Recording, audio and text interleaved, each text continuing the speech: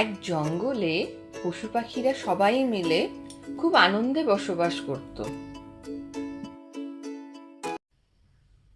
তাদের মধ্যে ছিল একটি খরগোশ, যে কিনা ভীষণ জোর দৌড়াতে পারে। সেজন্য তার অহংকার ছিল বিস্তর। তার বন্ধু ছিল এই জঙ্গলের থাকা একটি কচ্ছপ। সে কচ্ছপকে তার ধীর গতির জন্য খুব হাসাহাসি করত।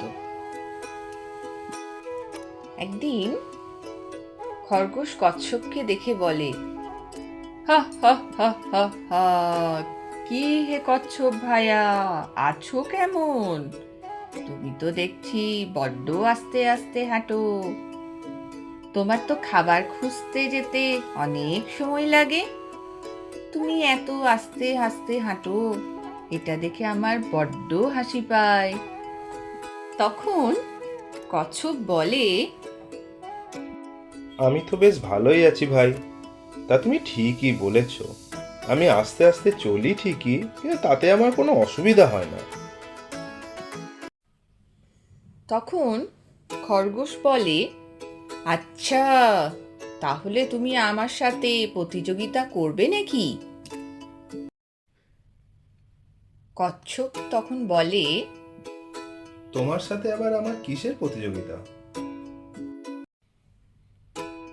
তখন খরগোশ বলে, কিসের আবার দৌড়াবার প্রতিযোগিতা? তখন কচ্ছপ বলে, ঠিক আছে, চলো তাই দেখি, এই প্রতিযোগিতায় কে জেতে।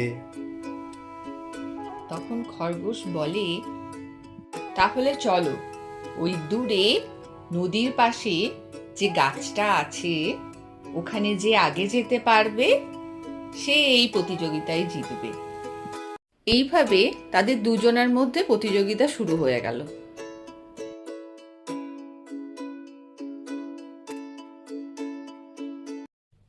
কিছুটা পথ যাবার পর খরগোশ রাস্তার পাশে একটা গাজর ক্ষেত দেখতে পায়।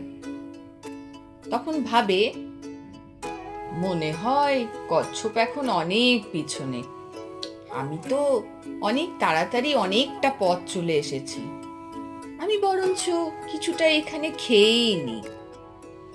এই ভেবে সে ওই গাজর ক্ষেত থেকে গাজর খেতে শুরু করে।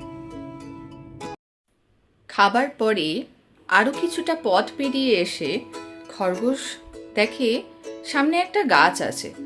তখন ভাবে, কচ্ছপ তো এখনো অনেক পিছনে, আমি বরঞ্চ ওই গাছের তলায় গিয়ে একটু বিশ্রাম নিয়ে নিই।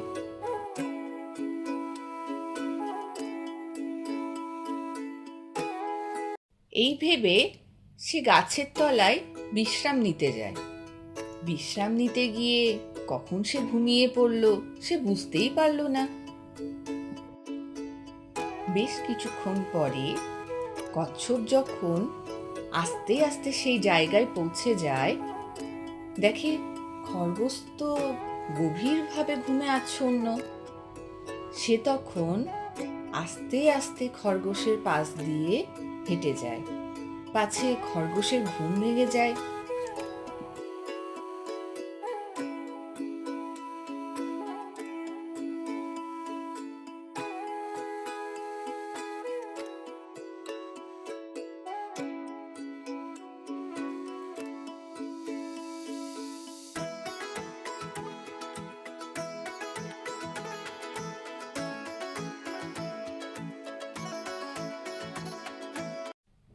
এভাবেই হাঁটতে হাঁটতে কচ্ছপ ওই নদীর পাশে ওই গাছের তলায় পৌঁছে যায়।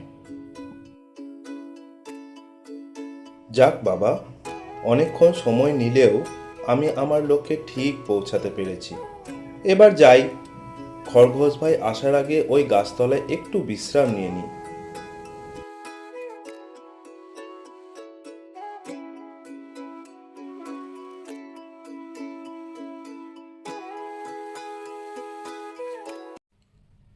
বেশ কিছুক্ষণ পর খরগোশের ঘুম ভাঙলে সে বুঝতে পারে না যে সে অনেকক্ষণ ঘুমিয়ে পড়েছিল। তখন সে আশেপাশে তাকিয়ে দেখে কচ্ছপ তো কোথাও নেই। মনে হয় কচ্ছপ এখনো অনেক পিছনে আছে, তাই সে আবার চলতে শুরু করলো।